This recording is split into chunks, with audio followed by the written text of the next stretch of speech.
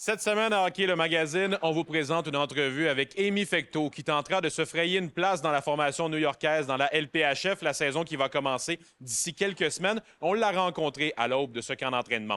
On vous propose également un premier segment cette saison avec le docteur en psychologie du sport, Sylvain Guimond, qui est de retour avec grand plaisir avec nous cette année pour 5 capsules qu'on vous présentera au fil de la saison. Bien sûr, également nos capsules hebdomadaires du trio hockey avec Éric Dupont et Pierre Gervais, de même que notre segment chez Collect Éditions. Mesdames et messieurs, bienvenue à Hockey le magazine.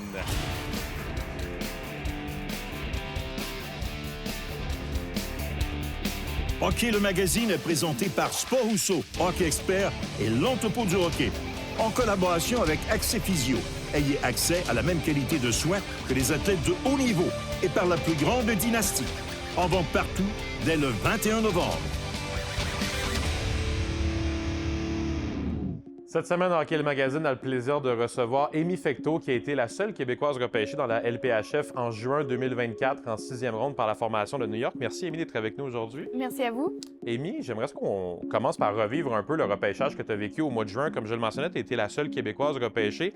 Je suppose qu'à ce moment-là, c'était pas ça l'important, c'était ton moment à toi, mais avec le recul, ça doit être quand même une belle fierté de te dire que tu as été la seule cette année par la formation de New York. Oui, c'est sûr que ça a été une journée très excitante et aussi stressante un petit peu. J'étais avec ma famille, avec mon père et ma mère, avec mon agent.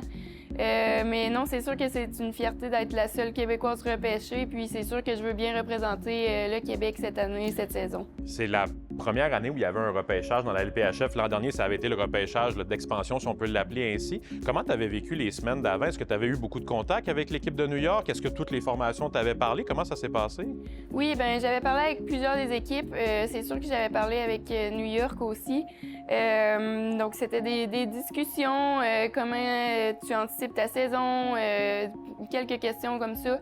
Mais c'est sûr que oui, j'avais eu des entretiens avec pas mal toutes les équipes, puis ça avait bien été, donc j'étais quand même confiante. Ça, c'était au mois de juin, c'était quelques semaines après la fin de ta saison. C'est passé maintenant tout l'été d'entraînement. Comment tu vois les prochaines semaines? Il te reste encore quelques semaines d'entraînement avant d'aller vers le camp d'entraînement de la formation de New York, mais ça a été, je suppose, un gros été pour toi? Oui, en fait, on a terminé la saison à Concordia à fin mars, donc ça fait depuis avril que je m'entraîne. Il reste encore 2 mois d'entraînement, c'est 2 gros mois devant moi, puis j'ai très hâte au camp.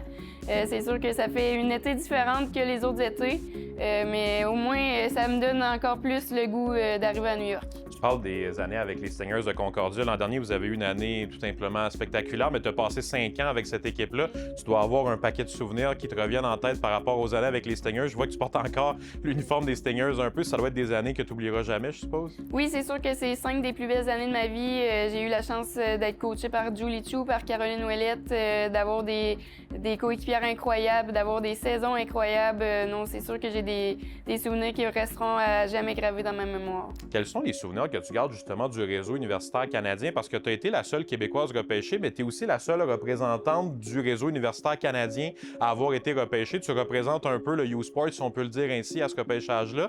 Je suppose que tu as eu des belles années avec ce réseau-là? Oui, vraiment. Puis j'ai eu la chance de faire les Jeux universitaires mondiaux à Lake Placide. Donc, ça a été une expérience incroyable de représenter le Canada avec les autres filles des autres équipes de U-Sport. Puis aussi de jouer contre les autres équipes d'ailleurs en pré-saison ou au championnat national. C'est du bon niveau de hockey, puis je pense qu'on a notre place aussi dans la PWHL. Ben oui, tout à fait. Puis on espère que le réseau continue de se développer aussi avec davantage de formation. La dernière saison pour toi avec les Stingers, toi, ça a très bien été, 25 points au cours de l'année. Puis de manière générale, l'équipe a été tout simplement dominante avec Julie Chu et Caroline Ouellette, comme tu en parlais. Qu'est-ce que tu vas te rappeler le plus de cette saison-là où vous avez perdu à peu près aucun match et où vous êtes rendu jusqu'à la fin pour gagner le championnat?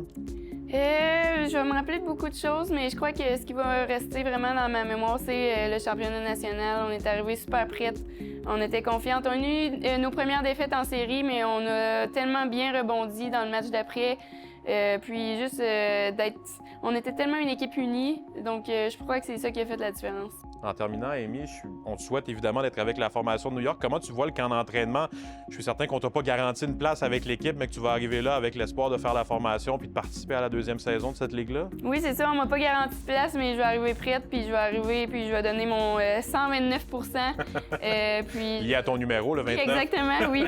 Il n'y a pas de numéro 29 encore à New York, donc on va espérer que ça soit moi pour la prochaine saison. On te le souhaite vraiment que tu représentes le Québec avec cette formation de New York. Merci d'avoir été avec nous, Amy, seule Québécoise repêchée dans la LPHF en 2024.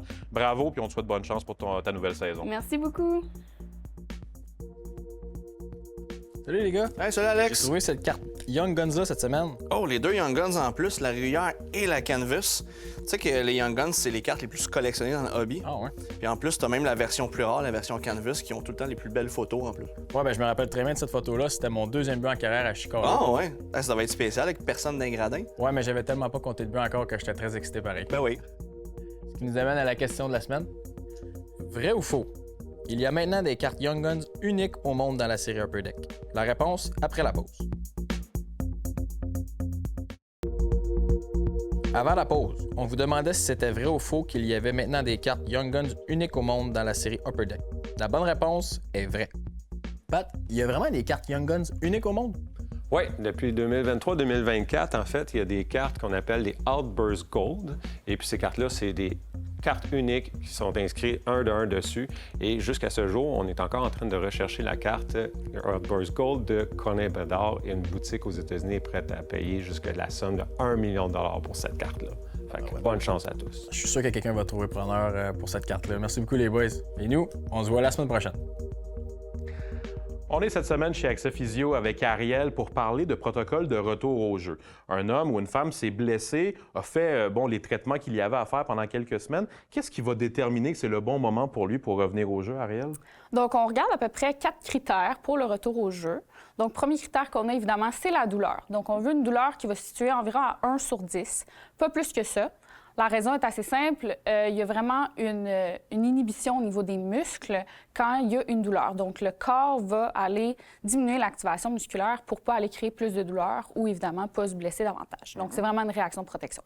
Ça nous amène donc, deuxième critère, force musculaire. Donc, on veut s'assurer que le joueur va avoir la force qui va être appropriée pour performer dans son sport, mais aussi se défendre pour rester bien sécuritaire. Troisième critère, on va avoir l'amplitude de mouvement, donc la mobilité. On veut que le joueur puisse avoir toute la mobilité qui est nécessaire pour pratiquer son sport. Et on inclut aussi dans ça les commotions cérébrales puisque c'est une atteinte au cerveau. Le retour au jeu qui se fait évidemment en coordination avec le physiothérapeute. Merci beaucoup, Ariel. Merci. Hockey le magazine en est à sa 10e saison cette année et s'il y a bien une chose qui peut être précieuse pour une émission de télé pour durer dans les années, c'est d'avoir de bons collaborateurs qui sont avec nous au fil de ces années-là. Et celui qui est à ma gauche, M. Sylvain Guimond, docteur en psychologie du sport, est avec nous depuis la saison 1, il y a 10 ans.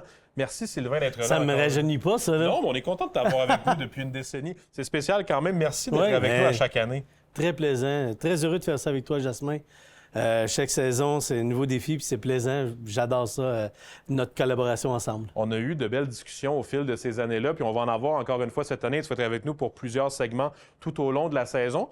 On va essayer de construire ça un peu sur certains sujets d'actualité. Et le premier qui nous est venu en tête, on voulait revenir un peu sur la cérémonie d'ouverture de la saison 2024-2025 du Canadien. Vous allez vous demander vers où on s'en va avec ça. Mais ça a été un moment qui a été très intéressant lorsque Luc Picard a lu un message d'abord de lui-même dans le Centre Bell et ensuite une vidéo qu'il y a eu. Toi, ça t'a rappelé un moment, Sylvain, que tu avais vécu il y a plusieurs années avec Stéphane Laporte et Michel Therrien. Raconte-nous d'abord ce moment-là.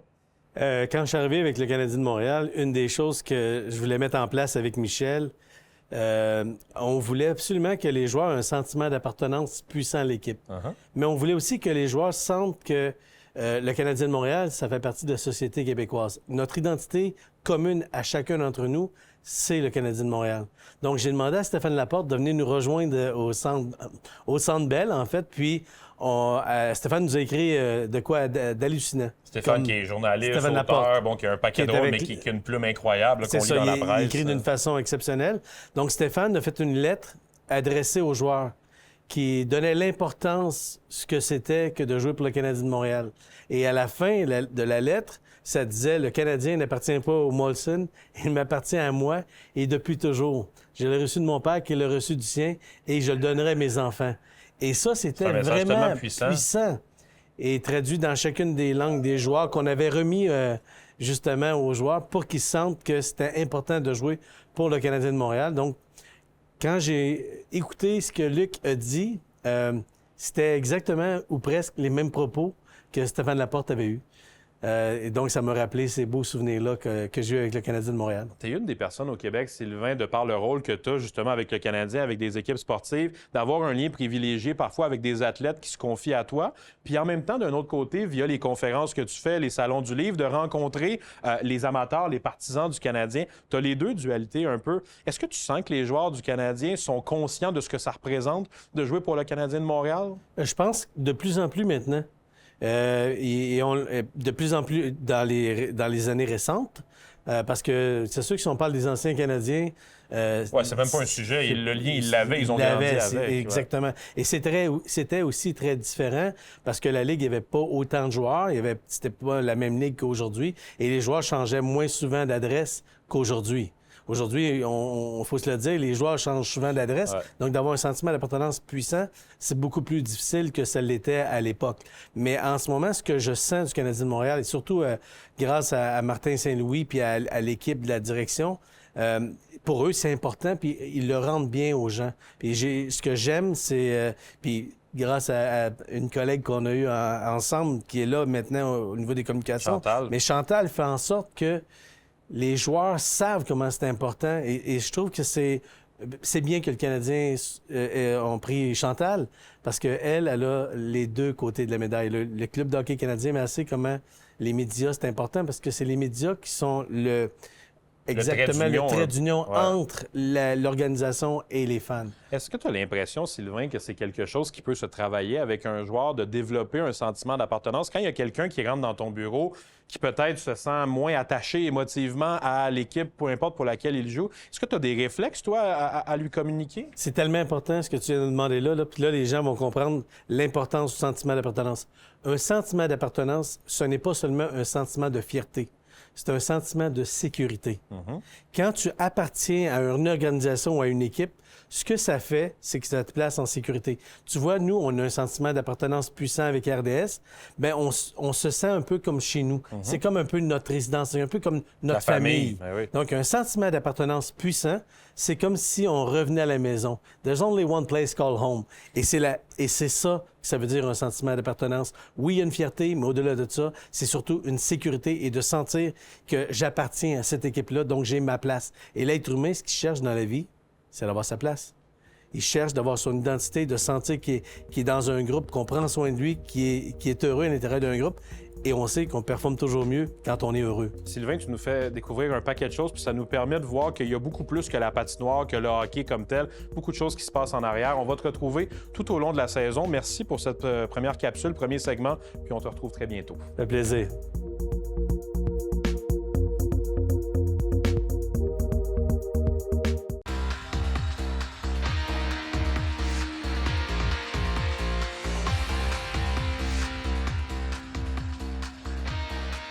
Cette chronique équipement est une présentation de Sport Rousseau, Hockey Expert et l'entrepôt du hockey. Bonjour à tous, ici Pierre Gervais, de retour cette semaine pour une autre capsule équipement accompagné d'Éric Dupont, le spécialiste en hockey. Après avoir vu les bâtons de les deux dernières capsules, cette semaine, on plonge dans l'univers des patins. C'est un univers très complexe, très important. Éric, qu'est-ce qu'on peut s'attendre en 2024-25 pour les patins? C'est vraiment intéressant. Chaque année, j'ai l'impression, Pierre, qu'on parle de patins, puis on dit tout le temps, on a tout le temps le même discours. On dit, on pense pas que les fournisseurs comme Bauer, CCM et tout vont pousser l'enveloppe encore, mais à chaque année, ils réussissent à le faire. Puis encore cette année, on a 3 modèles super intéressants. Comme j'ai dit la semaine passée, savoir été où? Moi, ça m'impressionne. Ouais. À tous les ans, année après année, ils reviennent avec des produits de plus en plus légers, de plus en plus performants. C'est incroyable. Moi, j'ai une histoire pour toi concernant des patins, comme de quoi que c'est tellement important des fois. Corey Perry arrive chez nous avec le Canadien, puis il portait des patins à Bauer toute sa carrière. Et puis, il y avait des oignons après les pieds, il y avait mal aux pieds, c'était souffrant de jouer au hockey. Et maintenant, on lui a fait essayer le patin CCM FT4. Et puis, il les a essayés le matin, puis il a joué avec le soir même. Puis depuis ce temps-là, il joue avec ces patins-là. Puis je dis pas que les patins de Bauer ne sont pas bons. C'est pas ça que je dis du tout. C'est que pour lui, pour ses pieds, ça prenait ce patin-là. D'où l'importance d'être confortable dans ce qu'on a dans nos patins. C'est la chose la plus importante. Exactement. C'est comme, moi, je dis tout le temps, comme une Ferrari. Tu sais, tu peux avoir la Ferrari que tu veux, puis c'est des pneus qui sont importants. C'est ça qui touche à la route. Si tu n'as pas des bons pneus, tu ne vas pas nulle part. C'est un bon segue, Pierre, tu parles de Ferrari. Donc, dans les patins, on pourrait dire que la série suprême de Bauer est considérée comme la Ferrari des patins, un patin des plus populaires depuis des années. Donc, cette année, c'est le Supreme Shadow, qui est une évolution du Supreme Mac qu'on avait en magasin, qui était sur le marché depuis 2 ans. Cette année, le changement majeur, c'est vraiment, ils ont amené le nouveau porte-alarme Powerfly, qui était sorti l'année dernière sur les patins Vapor. Okay. Ils ont mis la technologie sur les patins suprêmes. Évidemment, un petit changement de graphique, l'intérieur, le confort. C'est vraiment un patin extraordinaire. Nice. Donc, Pierre, avant de passer au prochain modèle de patin, moi, je suis curieux de savoir, chez les Canadiens, qu'est-ce que les joueurs recherchaient le plus pour un patin? Bien, moi, je pense que chez les Canadiens, comme tous les joueurs professionnels ou même les joueurs de niveau junior, ainsi de suite, c'est le confort. C'est vraiment une question de feeling. Si tu es bien dans tes patins, tu vas performer, ça va t'aider beaucoup. Tout à fait. Puis le prochain patin qu'on veut parler, c'est le nouveau CCM Tacx XF Pro, qui est une nouveauté qui est sortie cette année. La série Tacx existe depuis très longtemps, mais cette année, CCM a vraiment poussé l'enveloppe, que ce soit au point de vue de la technologie avec la botte un morceau, l'intérieur, le confort, l'ajout de coussinets, une nouvelle langue, le protège tendon qui a changé. Selon moi, c'est le meilleur patin que CCM a conçu depuis très longtemps. Wow. C'est une belle chose. Je faisais référence à que Tacx existe depuis très longtemps. On a reçu quelques patins dernièrement à édition limitée, qui est vraiment le même patin de Tacx XF Pro, mais avec des graphiques d'antan. Des personnes comme toi, Pierre, puis même moi, on se souvient des Tacx 652, la petite barre blanche de Mike Modano, Chris Chelios. Donc, c'est en édition limitée. C'est un patin qui est quand même de toute beauté. Puis qu'on a vu déjà cette année certains joueurs de la Nash, dont Austin Matthews, qui a porté ce patin pendant des matchs. C'est vraiment fantastique. On termine avec True. Comme dernier patin, un patin qui gagne en popularité à chaque année. On parle souvent de l'ajustement unique de True. Mais cette année, ils ont sorti un patin plus haut de gamme encore disponible en magasin. Ceux qui sont reconnus pour des patins sur mesure. Celui-ci est disponible en magasin, c'est le Catalyst 9X4. Expérience similaire à un patin fait à son pied. Thermoformable, évidemment un patin quand même assez rigide. Ça vaut la peine de prendre le temps de se faire un ajustement de patin True en magasin parce que le confort est vraiment, vraiment bien. Bien, merci beaucoup, Éric. C'est vraiment, pour les gens, là, c'est vraiment d'excellents conseils. Alors, on se revoit la semaine prochaine. Merci à vous tous pour une autre capsule pour les patins.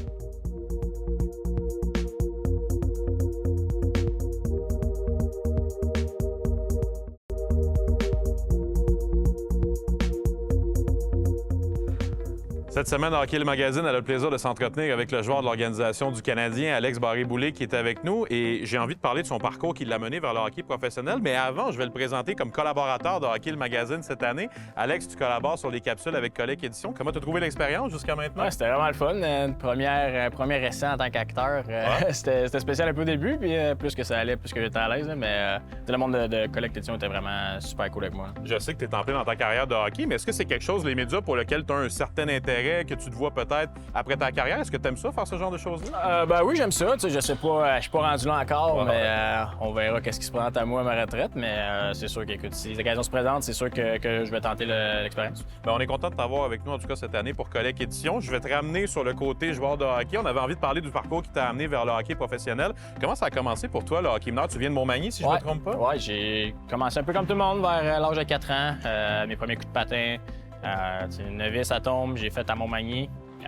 Puis oui, j'ai dû aller à Lévis pour jouer dans le 2A. Ouais. C'est jusque-là que tu as joué avec le Midget 3 aussi. Oui, exactement, c'est ça. J'ai Pee-Wee, Bantam, Midget à Lévis, à l'école secondaire là-bas. Puis ça, je me suis fait repêcher junior. Puis j'ai fait 2 ans et demi à Drummondville, 1 an et demi à Blainville. Puis j'ai signé quand j'avais 20 ans avec Tampa Bay. Je me rappelle justement de ces années-là dans la LHMQ. Tu as été dominant autant avec l'Armada qu'avec les Voltigeurs. Quel souvenir tu gardes de ces années-là de ta vie? Souvent, les joueurs nous disent que ça a été dans leurs plus beaux souvenirs de hockey. Est-ce que c'est le cas pour toi aussi? Oui, je pense que c'est le plus beau hockey.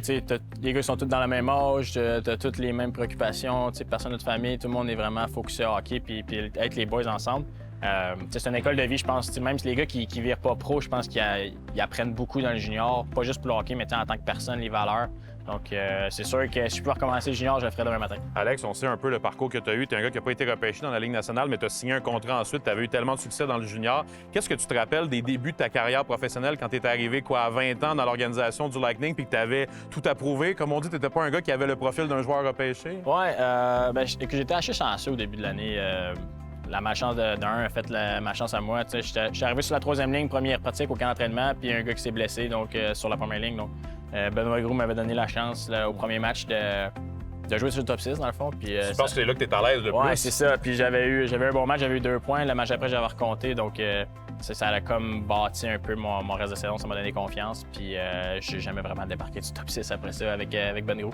Quand on avance un petit peu dans les années, tu as passé plusieurs saisons dans l'organisation du Lightning, parfois dans la Ligue nationale, parfois dans la Ligue américaine. Qu'est-ce que tu gardes comme impression de cette organisation-là? Les gens comme justement Benoît Gros, Julien Brisebois, Mathieu Darche, je pense que c'est quand même des gars qui ont été bons pour toi dans ta carrière. Oui, bien, c'est eux qui m'ont donné ma première chance. Que ce soit Ben, que ce soit Julien ou Mathieu, c'est tous des gars comme je dis, qui m'ont donné ma chance puis qui m'ont permis de m'améliorer quand on joueur. T'aimes pas, je pense qu'ils font un excellent travail à développer leurs jeunes. Ils n'ont pas peur de les laisser longtemps dans la Ligue américaine. Ils ont toutes sortes de coachs pour venir nous aider quand on est dans la Ligue américaine, puis pour que tu sois prêt quand tu arrives en haut. À quel point ça a été spécial de commencer cette carrière-là dans un environnement justement où il y avait beaucoup de Québécois? Je parle de Julien, Mathieu, Benoît, puis même les joueurs du Crunch, c'est presque la filière québécoise de la Ligue américaine. Ça a dû compter pour ton adaptation au hockey pro? Oui, beaucoup. Quand je suis arrivé à Syracuse, il faut que tu trouves un appartement. Je savais pas trop comment faire ou chercher. Pas de métropole, Syracuse? Non, c'est ça. Fait que, je me rappelle, j'avais texté Hubert Labrie pour qu'il m'aide à me trouver un appartement. J'habitais dans le même bloc que lui. J'avais Gabriel Dumont. Il y avait Michael Bournival qui était là aussi. Donc, ça facilitait beaucoup les choses pour moi de me sentir à l'aise. Ils m'ont un peu pris sur leur aile. Quand tu es plus jeune, des fois, tu vas manger juste entre crus sur la route. C'est plus dur de fit-in, mais ils m'avaient pris tout de suite avec eux. J'avais été manger. Puis encore aujourd'hui, c'est devenu de mes très bons amis. Dans la région de Québec, Montmagny, Lévis, tu dois être devenu un peu une inspiration pour les jeunes. Parfois, tu dois y retourner l'été, je suppose, parfois pour t'entraîner ou pour revoir ta famille. Qu'est-ce que les jeunes te disent et qu'est-ce que toi, tu leur dis quand tu rencontres des jeunes à l'Arena qui rêvent d'avoir un peu ton parcours? Ouais, ben j'étais un peu dans l'ombre de mon meilleur ami Samuel Blais, qui a gagné la Coupe Stanley en 2018. Fait que, ça a commencé fort pour Samuel. Je pense que Montmagny, c'est pas une grosse ville. Fait qu'à la minute que tu joues junior majeur, t'es un peu, pas une idole, mais dans le sens les jeunes, ils te regardent. Puis on a fait beaucoup de pratiques, moi et Samuel, quand on était junior, dans le temps des fêtes, avec des atomes, des novices, etc. Puis on leur disait juste d'avoir du plaisir puis de croire en leur rêve. Alex, merci d'avoir été avec nous aujourd'hui. Bonne saison dans l'organisation du Canadien, puis on est content de t'avoir ici à Laval ou à Montréal, on te le souhaite. Merci beaucoup. C'est tout en ce qui nous concerne cette semaine pour Hockey le magazine. La semaine prochaine, on vous propose une édition assez spéciale de notre émission alors que M. Serge Savard, légende vivante du hockey au Québec, sera la grande vedette de notre édition. On vous en dit pas plus et on vous en reparle la semaine prochaine. Hockey le magazine est présenté par Sport Rousseau, Hockey Expert et l'entrepôt du hockey. En collaboration avec Accès Physio. Ayez accès à la même qualité de soins que les athlètes de haut niveau. Et par la plus grande dynastie. En vente partout dès le 21 novembre.